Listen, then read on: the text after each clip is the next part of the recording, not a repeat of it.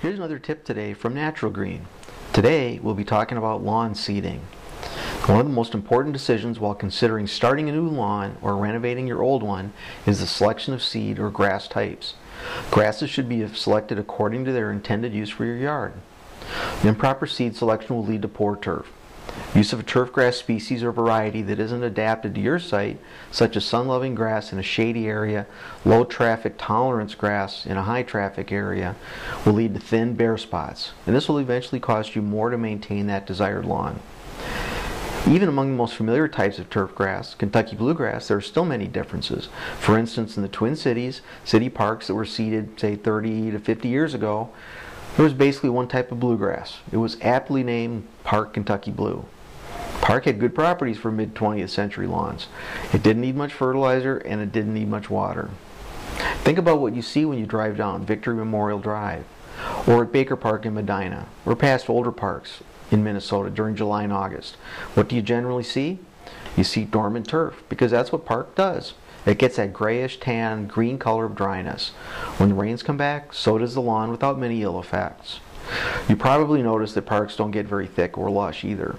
Part of that is certainly the maintenance it receives. The other is the Park Kentucky Blue. Most bluegrass is improved bluegrass these days, but Park is still sold, usually at lower prices.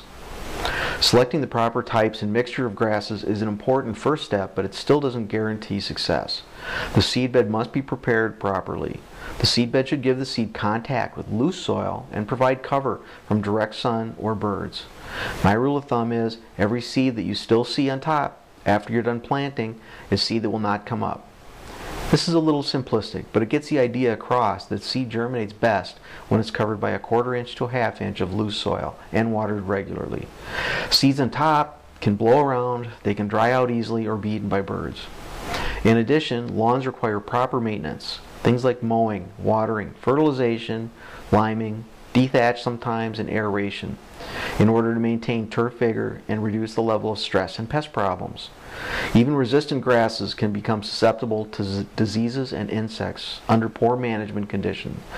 If you mow too close, if there's poor irrigation, poor drainage, clay soils, soil compaction, excessive thatch accumulation, and improper applications of fertilizers. According to the University of Minnesota, the best time to seed cool season grasses is August 15th to September 15th.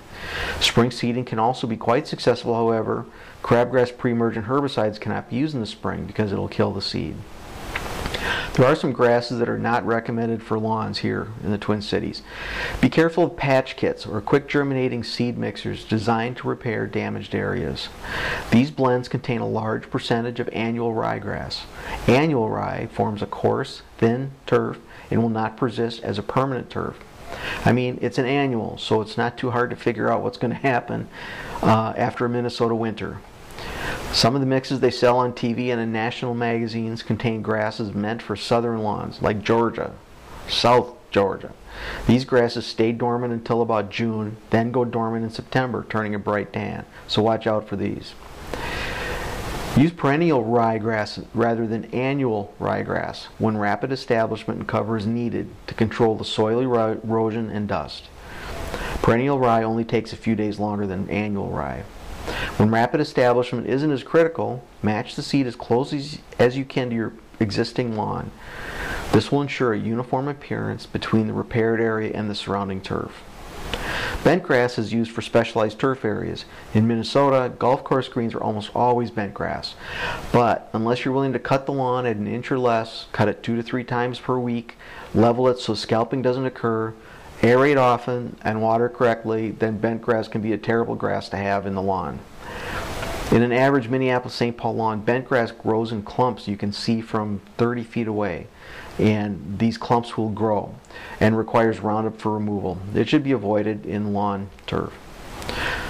In the suggested seed and seed mixtures, we'll talk about the different types here. Kentucky bluegrass, fine fescue, perennial ryegrass, and tall fescue are the more traditional species recommended for lawn grasses. When using ryegrass and fescues, look for the term turf type. These are the grasses that are genetically gifted to have a finer turf blade than their natural state and look much nicer in a lawn. Some suggested turf grass seed mixtures for use in establishing permanent lawns in Minnesota are Kentucky bluegrass, an annual ryegrass, or a combination of the two for your sunny areas. For shady areas, red fescue, fine fescue, and bluegrass mix for those, usually a minimum of 50% fine fescue. Sometimes ryegrass, say 10%, 20% or so, can be included in a shady mix to get a stand of grass up quickly. But the ryegrass will weaken and die off without adequate sunlight.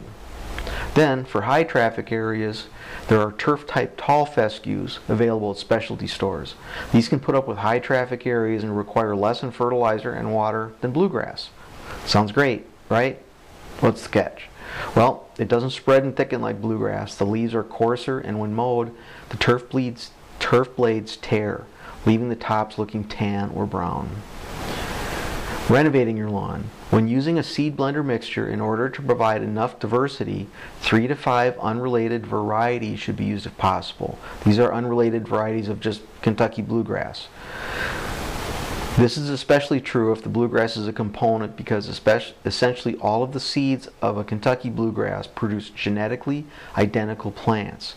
Using 3 to 5 varieties increases diversity and improves the overall resistance to diseases and tolerance to other pest and environmental stresses. So let's go through a couple of grass seeding with rates.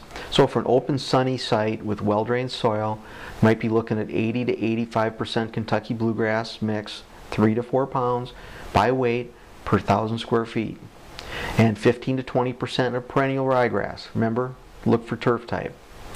The expected level of maintenance for this seed would be medium to high, resulting in a lawn of pretty good turf quality.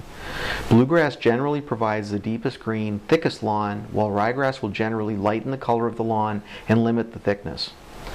The other availability is as I mentioned before, the turf type tall fescue of 100%, and that goes down at 6 to 8 pounds per 1,000 square feet. But these are in kind of extreme conditions. Most homeowners aren't going to need this mix. This would be more for athletic fields. If you've got moderate to partial shade with well-drained soil, the expected level of maintenance for this would be medium, resulting in a lawn of good quality. You're looking at 25 to 50% Kentucky bluegrass at 2 to 4 pounds, total seed 2 to 4 pounds per 1,000, 50 to 75% fine fescue, and as I mentioned earlier, maybe 10% perennial ryegrass. And remember, that's turf type. If you've got heavy shade, well-drained soil, you're looking at 100% fine fescue of maybe 4 to 5 pounds per 1,000 square feet.